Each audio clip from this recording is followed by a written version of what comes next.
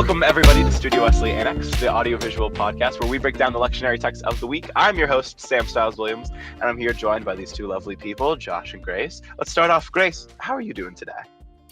I am so great. I'm so good. On the day that we're recording Wednesday, my class always goes to the prison. It's part of our class. And it is just so great to get to talk to everybody there. We're planning our Easter service right now. That's so cool. Good time. That's so amazing. Grace joined this Zoom room and said, I said, what have you been up to today? She said, I just went to prison. And I was a little confused, but it's for a cool cause and you're doing amazing things. Josh, how are you doing? Are you staying out of prison today? Yes, have you been to prison thankfully yet? I have not been to prison. But yeah, I'm doing good. It's a week after spring break, just reconnecting with friends I haven't seen in a couple of days. Getting back on the grind for schoolwork. Got some finals and exams that I need to start paying attention to. So, but things are going really good right now. Get yourself back in the space of school is the hardest part about break, because I have to remember that things are going on here and it's not going to be vacation the rest of this. Yeah, time does not stand still. Time does not. Time has to keep going. Time has to move, in fact, to our prayer, because we can't stand still either. I'm trying to do fun transitions now, which just means they're really corny, guys. So be ready for the awkward. I think they're good. I think they're doing good. Josh, you wanna time keep moving towards that prayer? Dear God, thank you for bringing us all here today. Thank you for Sam's awesome transitions and the fact that time keeps on moving forward and that we get to go closer to you in our lives. I pray that when this recording comes out, that we will all have a great Easter season, and I hope that this Easter season will be more unique and different from all the others. Amen. Amen. That's the weirdest part about Annex and how our recording schedule is. This is our second post-Easter episode, and this week is Easter. So we will be more confused than you, the audience, are. You guys, I hope you had a good Easter time, like Josh said. But for us, the season's about to come. Time doesn't stop. So do we want to take it away, Grace? Hit us with our first New Testament text. I would love to. So yeah, something really interesting, I'm not sure if we've talked about it before, is that during this season, we tend to not use Old Testament texts. We just use New Testament texts, aside from the Psalm. So I ended up with Acts 3, 12 through 19, and John 3, 1 through 7. So Acts 3, 12 through 19 is when there's Peter and Luke, and they are in the little gathering space, and they heal the man. It's like, I don't have money, but heal the man. And then they send him off, but he's clinging to them. And so it's a moment where they're like, everybody go. Do you not understand the point of Jesus? All of this, which pairs really nicely with John 3, 1 through 7, which is the Nicodemus story. And whenever I hear the Nicodemus story, this is a side note, but whenever I hear the Nicodemus story, I think about a song that I did in high school chorus. If anybody is familiar with the spiritual witness, who will be a witness to my Lord, I love you, and you're better off for it. But the Nicodemus story as well, it's the same thing of do you not understand the point? And I think he's a bit calmer than that in this, but Nicodemus is visiting Jesus. This is pre-crucifixion, resurrection. And something that was really interesting, when it says he's visiting by night, I didn't realize this until I read my notes, which is why it's so important to read the little footnotes in your Bible, especially if it's like a study Bible. The by night is supposed to contrast with Jesus being the light. The more you know, exciting. And John here, he always has this dramatic irony. And of course, we know what being born again means. But there's this kind of differentiation in the word that Jesus uses. And so it makes sense why Nicodemus would be confused, first off, because he's talking about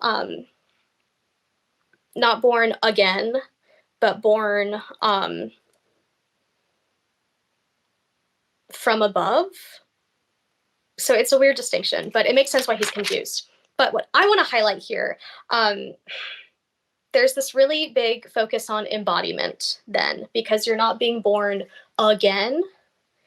you're being born like from above as well. So it's still, you're maintaining your body. It's not a brand new birth. It's an additional birth. And so that is really interesting, thinking about like embodiment. My women's Bible commentary is one of my favorite things right now. It's great. And it brought up embodiment is a very like feminist concept, but here it's something that I had never considered. And I think there's something really special about then maintaining the same body, but being born of water by human and then spirit. And you're being born with both of those at the same time, right? So we are the same flesh in that. And also it mirrors Jesus's crucifixion and resurrection so well, right? Because Jesus, it's not a new body. He's not born again. He's not a brand new Jesus. He's resurrected and it's the same body and he still has the scars to show. And so there's so many things we could do with that, but having that embodiment and having that, like, we stay ourselves, but we grow and we transform in this resurrection. Just makes me like so excited. And then last little thing, because we're comparing John and Acts, is in here, the point of God then wanting people to claim this resurrection, in comparison with like the Israelites and them being the chosen group. Now it matters more if you choose God or not. Because previously, right, you were part of God's chosen people, and now everybody has the option to choose God or not. And this is in response to human rejection. God is still asking you to be part of this. And it shows that God wants people who keep their promises, which, again, I'd never thought about it like that, but it just feels very meaningful. So let's run from there, folks. Let's run with that, because Grace, you accidentally made my job so much easier, because I don't know how this happened, but you got two texts and one of those was supposed to be our blind text, which means you actually summed up Nicodemus and I don't have to, and you have a degree in this. So thank you so much. Now we're going to start a sixth of a degree in this. You have that. It's more of a sixth than I have. So I would love to take this moment to start talking about the Nicodemus text. This will transition from our New Testament text, into our blind read. This is where I would usually have my little air horn joke, which I still think we should get a little blind read. But let's talk about everything that Grace just said, because there's a lot to unpack there. What was the term you called it? Embodiment? Because I've never heard it as a term before. Embodiment. You explain that more, and then I'm gonna say my point, because I have a thought. Embodiment, if I were to explain it in just a sentence or two, it's celebrating and feeling yourself in your body. Like when something is, see, I'm just thinking of other philosophy words now, so it's not gonna work, but like when something is embalmed, if a person is embalmed, then they are, it's about the body, and it's, I don't know, I'm losing it. But embodiment, it's when you are just in your body, you're celebrating your body, and it is a very lived experience. It's not just your mind, it's your body is part of it, and it's part of your being in the world. The only reason I asked you, I think that was a great definition. I think you did a good job. Don't have to fret about it. The only reason I ask about it is because I think it's really interesting when we're in this post-Easter period and we're talking about how the stories of how Jesus visits the disciples, because talking about the body aspect is so important. Because I think, especially, like, I'll talk about this later in my text, but in the Doubting Thomas story, in my story in Luke, every time that they're talking about this and people feel doubt, he brings it to the body and he brings it to the physical aspects of it, which is interesting because you could make the argument that Jesus is the most physical part of the Trinity. And so explicitly saying after the resurrection that, like, the body is here. It is not just the light, as our metaphor says, or it's not just the breath of the Holy Spirit. It is physical, it is tangible. I think that's a really interesting conversation to have.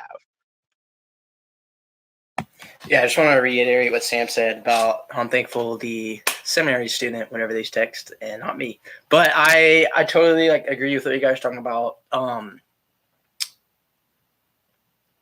It's, I don't want to say it's harder, but it's hard for me to like conceptualize the fact that like, yeah, I do believe he rose from the dead, but do I believe it's the same body? Like he literally, like he died. Like how they pierced a hole like in his rib cage up to his heart. Like how does a person come back from that? Like physically. So I remember like just from a very young age, it wasn't until like middle school until I had someone say, no, that's like the exact same body. So it's something that I've like struggled with for a while, and I'm still like struggling with it. But like, I mean, I do believe it, but it's very weird. And then I loved how you made the comparison about the Israelites and how much more, I never thought about it being more important. I've never really heard that before, but I would have to say I agree with it that, yeah, just not the conflict, the difference between God choosing you and then you choosing God, how much more important that is and how much like that has to say about you as a person, and yeah, just how overall important that is. That he's already done so much for you. Like I think for the Israelites, right? They kind of had, let's say they had to wait for God to prove himself, but they did, like he was waiting on them to deliver. Like there's a process they had to go through. So for, God to already do these things, now it's on you to accept it or not. You're not waiting on God. God's already done all that stuff. That speaks a lot to like the person, how much more important it is. There's like not really an excuse.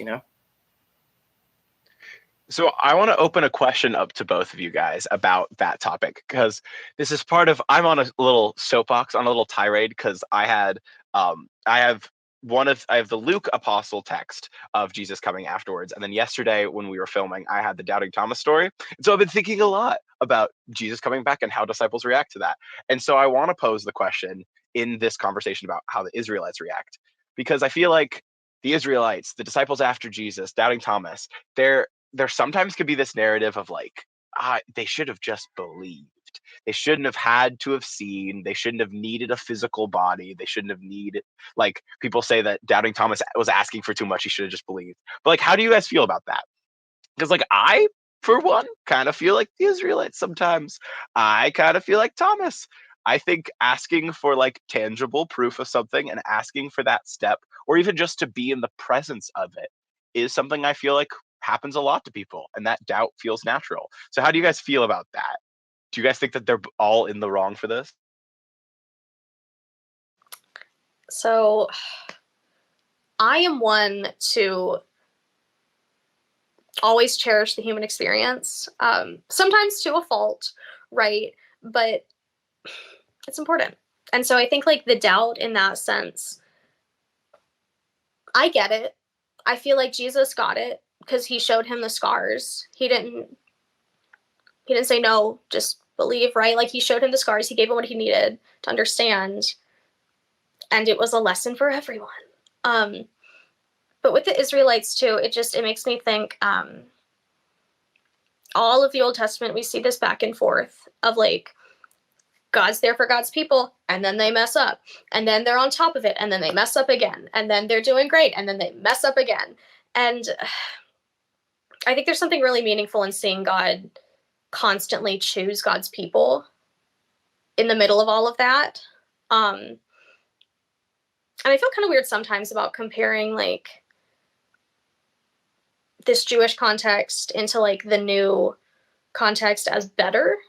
But I think there's something different in this focus on God choosing God's people, God standing up for the marginalized in this sense, God being with you in your helpful, beautiful action and when you're hurting yourself and others.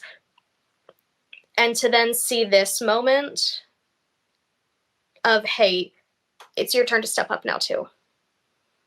It's in front of you and it's your turn and it's everyone's turn, right? This is open up to not just the Israelites now, but everybody. It doesn't matter. It's up to you. So I think there's some kind of doubt in that too, because everybody has to figure out for themselves if they are going to commit to this. For me, I don't love when you said like needs, Sam, that's what kind of like made me like question, because like I think you can still believe in something and have doubts, but for me it's like needs versus wants. Like I don't think Thomas really needed that. He just really wanted it, and he had like every reason to want that. Yeah, like you can believe in something and have doubts, but like, hey Jesus and hey God, like if you want me to believe in you more, I want this in return. And that's like has a lot to do with like relationships, I think. I was talking with a friend about this, like the needs versus wants. Like I can put in this much effort, but if you give me some of my wants, I'm going to give you a lot more. And like my belief in you is going to go a lot further. Yeah, that's kind of where I kind of think about this. Like Thomas probably still believed, he just wanted to stop doubting. So he wanted to like get the interaction with Jesus that he got.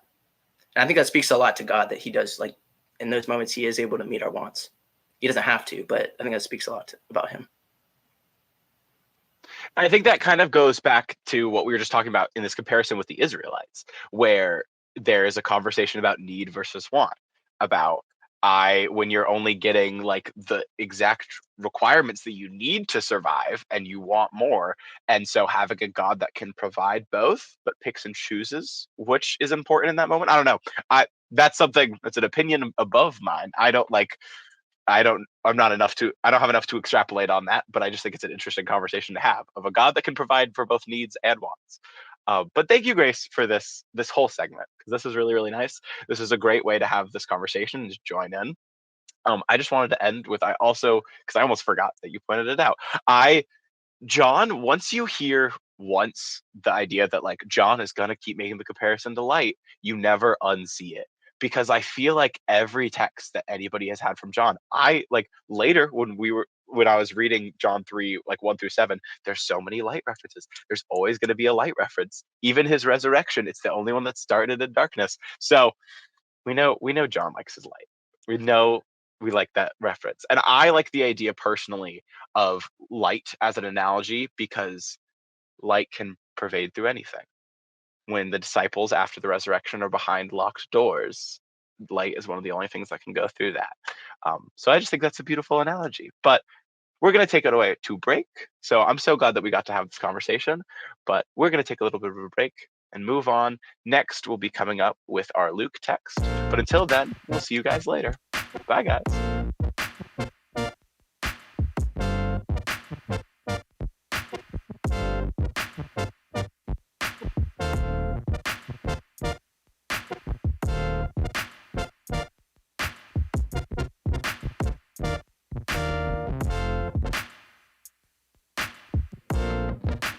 Welcome back, everybody. I hope you enjoyed your break. I would like to make an amendment because I got so confused before break. We're going to go next to Psalm 4, done by Joshua, which that is not the Joshua text or the Luke text. It is Psalms done by our very amazing Josh. You know, we're thriving in the chaos today. This is how it is. We're all going to take a deep breath before we start, because this is where everybody, I think, is at, especially you guys listening to this. It's post-holiday, which I know is a different kind of stress. So I feel like everybody at home also, take this moment. You're doing amazing. We're having fun here. Josh, do you want to take us away with Psalm 4? Yes. So taking this in a completely different direction with the Old Testament. So this is Psalm 4. It's pretty short, and it's only like 8 verses long, I think. Yeah, 8 verses. And when I first read this, I was kind of taken away, like how I don't know if you guys read this or how you get the vibe from this, but I kind of feel like it's a very like direct text. The Psalms are very like poetic in nature. This one, I didn't have to like, there isn't a lot of metaphors or similes. I didn't have to really wonder what they're talking about. So that was like kind of interesting for me. But I did spend a little bit of time. I kind of want to hear you guys' opinion on this. I couldn't figure out who was really talking, because in verses 1, it kind of talks about. I'll just go and read. It says, "Answer me when I call to you, my righteous God," and it kind of does a psalm thing where it starts low and then in the end it kind of comes high. We've talked about this before on the podcast, but it kind of feels like just a regular Christian kind of struggling with some of their prayers or whatever. And then in verse 2, it kind of, there's like a change in tone, I feel like, where it first I thought it sounded like it was God talking. He was kind of answering the prayers. He was like, yes, I know you're struggling, but I don't like how you're turning my glory into shame and how you love your delusions and you seek false gods. But then as I read it kind of more, and I kind of, there was a different, it seemed like it wasn't really God talking. It seemed like maybe a priest or like a king or something. I know before in the podcast we talked about, especially like in this Old Testament time, it's kind of the custom to have, it kind of messes with my Methodist mind a little bit. I kind of like the direct one-to-one. It's me and God. That's our relationship. We got the stuff going. But I remember, I think it was Michael kind of broke this down. We talked about this, how in this, it was kind of custom back then to have, it was more of a triangle between you, someone else, like a king, because in that time kings were thought to be like high and holy, and then God.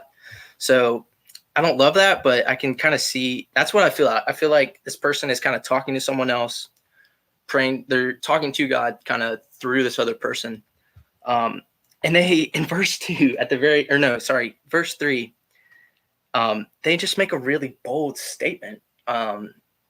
As I said before, verse 1 talks about, it says, please answer me, God, when I call to you. Like, why are you not giving me relief from my distress? Have mercy on me. And then in verse 3, I assume to be a person, like someone else, like a king or something, is like, it literally, my translation said, the Lord hears when I call to him. I was like, wow, like they just called you out. Like they're saying it's not God, it's you. So I just think that's such a bold statement. I just kind of want to leave you guys with that and your thoughts on that. That seems like a very interesting, I want to say like therapist or whatever, but just that's such a bold, almost mean statement to be like, I'm doing okay. God answers to me, but I don't know why he's not answering to you. And it breaks some of that down. And at the end, it does the psalm thing where it comes up on a high.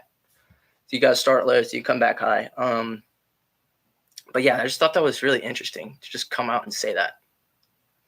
I want to start with that middle moment that you just pointed out, because I think combining the last two thoughts that you said, that as a transition to going back to the high is also weird. Of like, there's a lot going on right now. We are low, we're calling, but I'm good. So now we're good. And like, I don't know how I feel about that either. I get what you're saying about like the weird middleman in God idea. And I think that there are some avenues where that works, because I think maybe this is somebody who's grown up a lot in a church and like is related to many people who are pastors. And so the idea of like somebody else in the relationship to guide you, I can kind of see, but I'm also of the same vein, Josh, of like, I like a relationship where it's me and God and nobody else in the middle, because I feel like that gets complicated. But that's all I really have to add to this conversation right now. I might get sparked by something later, because, I struggle with the Psalms. Grace is our Psalm girly. Take it away, Grace. I do love the Psalms. Yeah, Josh, in verse 3, when you're saying it's like the bold claim, it really is. And like, I know it's a structure of the Psalms, but it's a bold claim. And especially like, they're, right, like at the beginning, they're acknowledging God and they're asking God for help. But then they're just using God's name. And like, I know that God stands up for these people, and that is the common theme. But yeah, to just think of somebody saying this to someone, like, when I ask God for something, it happens. So you better watch your back. And it's more nuanced than that. Everything's more nuanced than that. But it's also interesting to me, right? Like, since it's a psalm, it's supposed to be sung. And so it makes me think about all of these worship songs that we have. I don't know which one this is how I fight my battles. This is how I fight my battles. Or like even like Defender, right? Something like that, where it's like, you are going to have the head of my enemy, and I know it, God. And it's part of our text, and it's something that we unpack and that we sort out and that we put into context. And also, it's just so bold. And I don't want to say it gives me the ick because it's not that much, but it definitely makes me think a lot. And thinking of it in this like poetry, song-based structure kind of helps, right? Because then does it turn into metaphor? Does it turn into, I don't know. But yeah, and especially with this only being 8 verses, like every single verse is so jam-packed. So with this conversation, I want to expand. I want to like throw it back to you guys because I'm re-looking at it right now with this context. How do we feel about verses 4 and 5 because of that? Like, is with this context of like, if we say that 3 is the midpoint and 3 is the part that kind of gives the ick, is 4 and 5 them saying how to get to where they are, or is it saying as a reminder perhaps to themselves? Like, the way that I could unickify this in my head, and that's the term I'm gonna use, is like the idea that if this is more poetic and like a song, that perhaps 4 and 5 is about them, and like 4 and 5 is a reminder, or 3 is the reminder, excuse me, that the Lord hears when I call to Him, and so maybe 1 and 2 are how they feel in that moment. Because like I could, if we really want to stretch this and make an analogy of it, the way that I would feel about this and like relate it to my life is that 1 and 2 is how I feel in the hard moments and when I can't get out of my head and when I feel like, when you're anxious and you feel like everything is forever, all the bad parts last forever, that is 1 and 2. And perhaps 3 is the reality and 4 and 5 are how we get there. How do we feel about that? I like that interpretation. That's me. But do you feel like, because if not, if we're going off of like what it actually means and not Sam's Bible, then is 4 and 5 a command to the people? What do you guys think about that? Yeah, so I think it's actually, I kind of feel like it's God talking. Like it was like the person having the struggle, the like king or priest or whatever, and then it was like God came in. It was like, okay, glad y'all had this conversation. Here's what I want you to do about it. And then like 6, yeah, and it just kind of goes on. And that, like, I think I talked about this. I was like, I understand what it's saying, which is like, I don't spend a lot of time thinking about that, which is nice, but I don't know who's saying it because it does feel like there's a lot of people talking here, especially in a song and like the psalm format. I feel like that's kind of rare. I know that a lot of the earlier psalms, I feel like, I don't know, this is my opinion, but I feel like they're a little bit more direct than like the later ones. So they're just very different. Like a psalm is obviously huge. So for these first couple to be very direct, especially this one is so short. Yeah, I do think though, I'm just going to read it. I think it is like God coming in and saying, this is what we're going to do. Or this is what you should do. I have an idea. And I think this is the moment when all of the texts click together in my head. And one, Sam, I'm so glad that you mentioned, like, well, what if we put verse 3 in context with 4 and 5? Because that's what we're supposed to do. It's a whole passage. I think I started to just pull 3 apart, and that's my fault. Because then, like, right when we look at this full text, this person is begging to God. They know that God's there for them. They're distressed. They're asking the people who are hurting them, like, how long are you going to do this? And I think if they stopped at 3, it would be like, I don't know, I would feel different about it.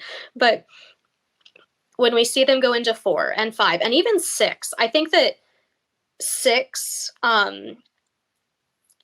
really is like the communal invitation. Like we see 5 as like, go do this. Offer your sacrifices, put your trust in God. But then when we look at 6, they're saying there are a lot of people who ask God for support, and then there's gladness in their heart, and there's all this joy, and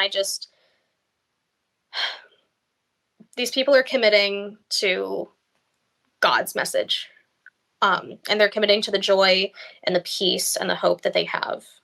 And it reminds me of a conversation I had earlier with an inmate, actually, because she had a moment. She's like, I get it now. So we've been kind of checking in and seeing what's developed, what's happened. And that is what we were talking about today. It's just like when you find this connection, and I feel like the psalmist is inviting these people into this connection. I mean, even 8, I will both lie down and sleep in peace. And it feels chaotic in the beginning, but it seems like they're finding peace. Doesn't that feel okay? You said a much more beautiful analogy. So first, I want to thank you, and I want to thank both of you. Like, I think this is a really cool way to break down a psalm specifically, because I feel like we often do this, of course, with the gospel text when we blind read. But this was really interesting to have a conversation about it. But also, I just can't help but personally feel as I sit here as the host who's been forgetting which text is next and mixing up in the order that like doesn't that last thing that you just said, doesn't that feel like this episode? We're coming from chaos and we're moving into peace. We got there. We're in this moment. So with that, we're going to transition hopefully to a peaceful moment. We're going to start with Luke 24, 36b through 48. And this one, I'm going to be honest. I struggle with this text, and I struggle with a lot of this section of the Bible where it's the post resurrection Jesus.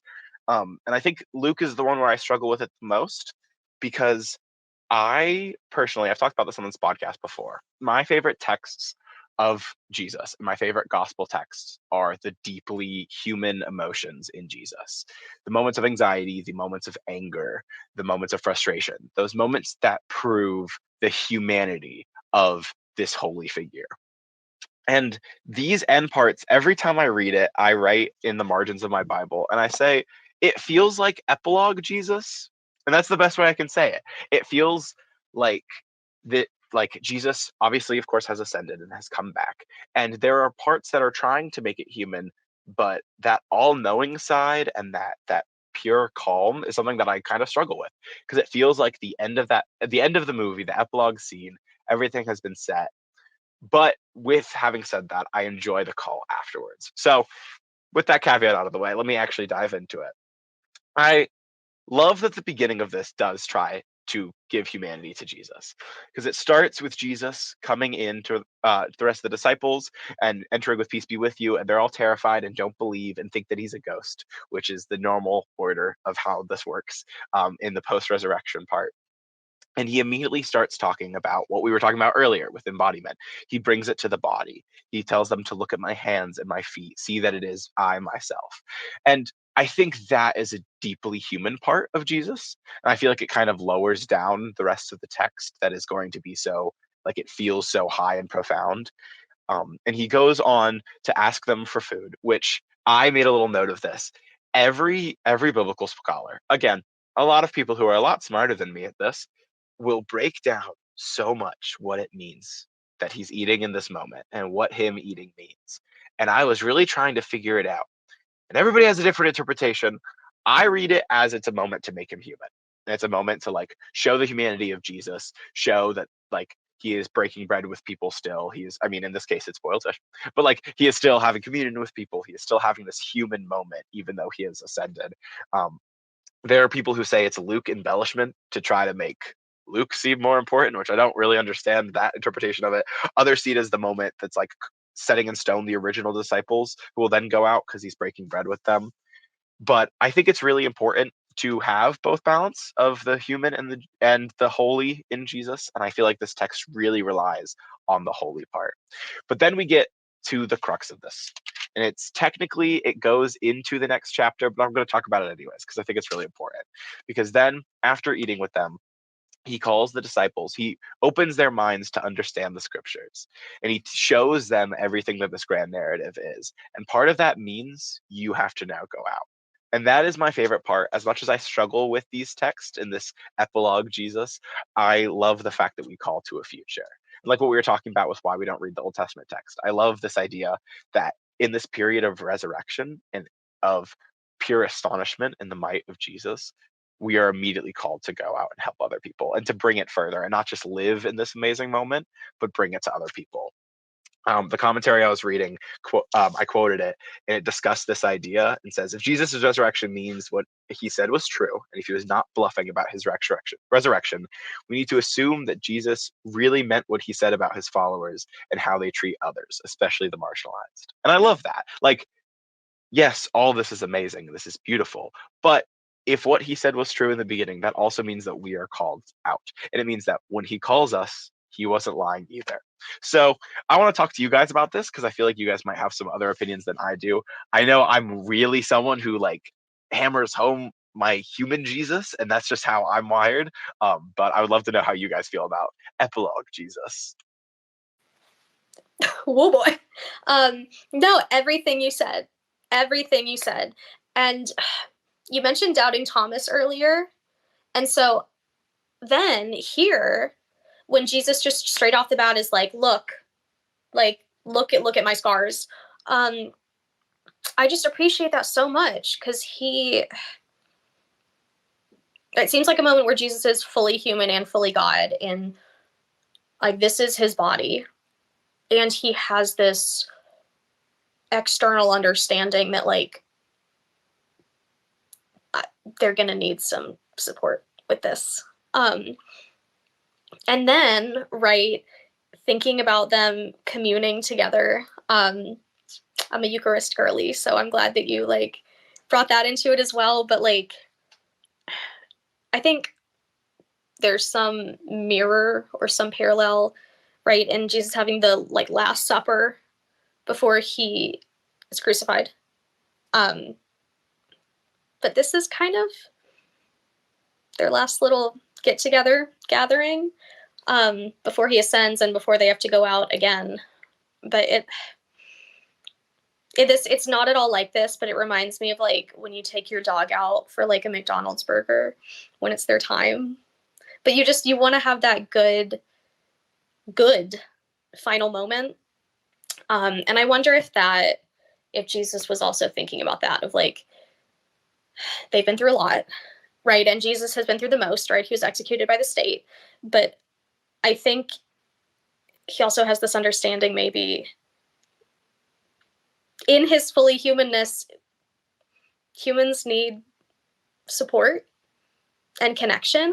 And I can imagine some of them sitting there and being like, oh my God, literally, my God, I never thought we would get this again. And so to have that, like, and I can't remember the word now, but to have that, like, fulfillment and that, not reparation, but like, great. This is emotion sensor light. It's the John analogy of light and darkness. See, right, and I think that's my sign to like pass it on to Josh. But I don't know, all of the human element. I love it. I love it. So. And I will add on to what you said, the analogy about like the last McDonald's meal, like especially since this text, I didn't mention this, but this text is a direct reflection of the Emmaus text that's right before it. And so in both of them, part of preparing for the journey is having this final meal. And so yes to what you said of preparing them of like quelling that anxiety and that grief and like having this moment with them. But also I love the idea of preparing them for what's next. Of like, okay, they're in for some big jobs ahead of them, and they are about to have the weight of everything on their shoulders and not on mine. So let's have this moment. I think that's a really, really interesting analogy. Sam, I love when you said epilogue. Like, I've never heard that before, and that just like rocked my brain. Like, that just seems so perfect to me. Such a good like analogy and description. For me, I also think of it as like a post-credit scene. I was just thinking about this. Like, it's like a Marvel post-credit scene. It's like, all right, the movie's technically over, but I've fulfilled 99.99% of what God has wanted me to do. I need to come back, eat some fish with you guys. We'll talk about it a little bit, but like, there's just 0.01 that I need to do with you guys, and then I'm out of here. Bam, new movie or whatever. So that's what this feels like to me. He kind of talks about this. He's like, the prophecies, everything must be fulfilled. You kind of talk about the fulfillment part. Like, there's a little bit more I need to do with you guys. Here it is. I'm out. Mic drop. Bam. And then I love how you talked about him eating like the broiled fish. Because when I read this passage, I was like, it's 2 verses. He's probably just hungry. whatever. He just, roast him to death. He's probably hungry. And then you kind of talked about the humanity. For me, like, this kind of backs up to the point we kind of talked about earlier. Is it like the fact that he's still human and that he still has a digestive system? It kind of brings back to the point where it is still his body. Like, it's the same body he had before. It's not anything new. Yeah, that's all I got. The exact quote that I wrote down when I was breaking down this text for myself is I wrote down like 4 different examples of what scholars say it means. And then I was like, I think Jesus was just hungry. I really think that's what it is. But to close out, I want to, like, your post-credit scene analogy. I feel that's so like 50, the last part of this chapter, where like everything is good. We have like the like Return of the Jedi. They have the Force Ghost scene. They see them. They're celebrating, and then post-credit scene of like, here is the blessing. I'm gonna leave now. You guys are the team. And then I always imagine he just like Force Ghost apparates out of there. But like, yeah, it's the post-credit scene to call us to do what's next. And I think that's a really important thing to note, is that these stories are amazing, and of course, like, help us through a lot. But the end of all of this is what we are going to do next. We can live in these moments forever, and we can live in this holiday, but after the holiday, we're called to do something. And I think that's just as important as the resurrection itself. With that, Grace, do you want to take us away in a closing prayer? I talk about it every time. I love a Grace closing prayer. It's so peaceful. I don't have to transition out of it. So, side note, and y'all will hear this in just a minute, but I open my prayers with, "Hi, God." And it is just the funniest thing during Arendelle Prison Sunday service, right? When we're all serious, it's in a nice, like, traditional chapel, and just, "Good morning, God." But, right, it's real. We're talking to a God and a human Jesus. With that, I invite you to get settled. And yeah, hi, God. I'm just so thankful to be here today. And I always say that, but it is always a treat to get to not only look in your word and get to kind of unpack it for ourselves, but to be in community and to be with folks who are also unpacking, diving in, and we're trying to figure it out in the middle of papers, and when this comes out, finals, and we're in this chaos. And you give us peace, and that's really beautiful. So we're thankful for that, and for the peace that comes with unpacking more of what you show us. And we're thankful for this embodiment that we find in cherishing our bodies, letting our bodies be good. I'm so glad that we can find this connection.